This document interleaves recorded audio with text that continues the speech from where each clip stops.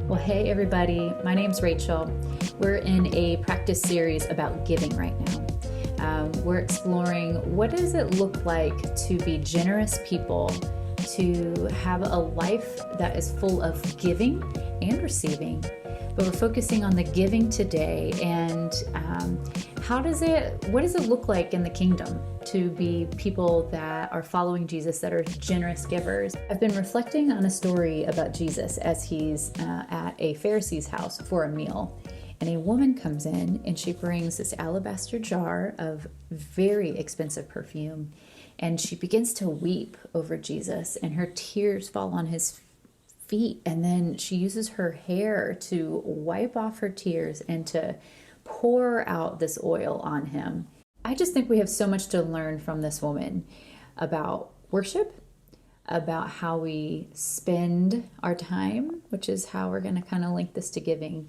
And I'm in awe of the way that she was naturally leaning into worship, into adoration of Jesus, that she would take something that costs a lot, this perfume, and pour it out on him. Right now in our culture, and even like the subculture of Christianity that we are as Western Christians here in America, like that we consume worship a lot of times, like, is it the style of music we like? I don't know. There's just pieces of it that feel consumery to me. And in this example of this woman, she pours out everything that she has, like in the physical sense and within the spiritual realm. Like, she's giving her worship, a sacrifice of praise by pouring out this perfume on Jesus. And I just think it's this really beautiful picture. And so how can we reflect some of that? How do we act on that? How do we take what she has done as an example of worship? I want to think about how we spend our time. So often it's with these things, with our phones. I find that I spend a lot of time there. And within each of our lives, like, what does it look like for you?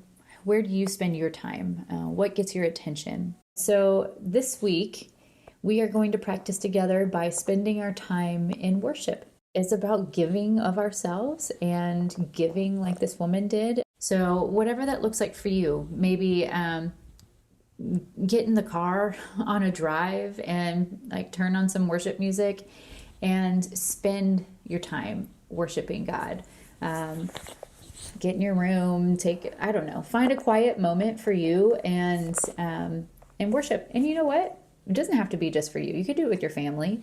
I'm thinking about my kids, and like if I put on the TV, we put on like a worship song on YouTube or on Spotify, then maybe as a family we'll do it. So I'm excited to do that with you guys this week. We'll have a time to do it as a community at the worship gathering on Sunday, the 23rd. But we want to do this in our everyday lives too, not just at a worship gathering. So I'm going to encourage you to find some time to worship this week and just see what happens as you spend your time on the one who truly loves you. And he does. He really loves you. So go in peace this week, guys. We'll see you next time.